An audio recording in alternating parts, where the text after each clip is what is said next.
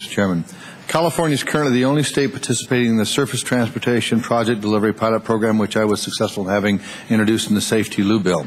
Safety Lou includes a pilot program that allowed 5 states, one of them California, to take the responsibility of complying with NEPA for highway projects under the Federal Highway Administration, FHWA. The pilot program was designed as a national experiment to assess the cost, benefit, and risk of assigning what are essentially the FHWA project-specific environmental responsibilities to the state while maintaining rigorous federal environmental protection standards. This assumption of responsibility did not remove or change any federal environmental law, regulation, or policies. Under the pilot program, Caltrans is required to comply with all applicable federal environmental laws and with FHWA environmental regulations, policy, and guidance.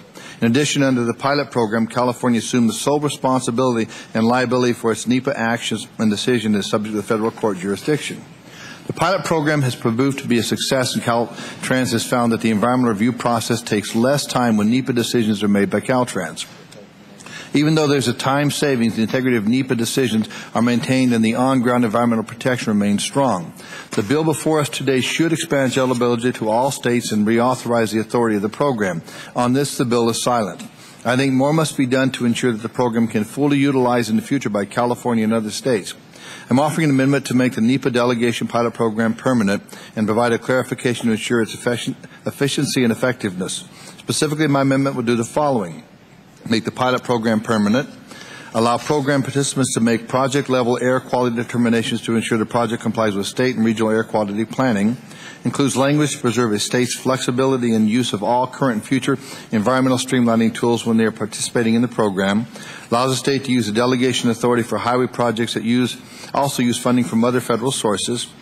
An example of this is using a minimal funding from FTA when the building of a transit component of a highway project, such as a bus shelter or a new road. The pilot program allows assignment of a project environmental level responsibility, but excludes planning level authority and specific mentioning Section 176 of the Clean Air Act in this exclusion. Unfortunately, Section 176 not only includes planning and program level conformity between transportation air quality planning, it also has a portion of that requires a conformity determination at the project level, and that is not the only project level environmental involvement left with FHWA under the pilot. For projects that need a project-level air quality conformity determination, which are many, Caltrans now must go through a whole drill of running air quality conformity analysis to the FHWA and back between the draft and final environmental document so the FHWA can make a project-level air quality conformity determination. Caltrans may not sign a final environmental document until FHWA has made the air quality conformity determination. This adds a layer of bureaucracy that the pilot program was intended to eliminate as a potential of delaying the project or the projects. This is the only area after assignment of FHWA's environmental responsibility under Safety Lou where the Caltrans must continue to involve FHWA.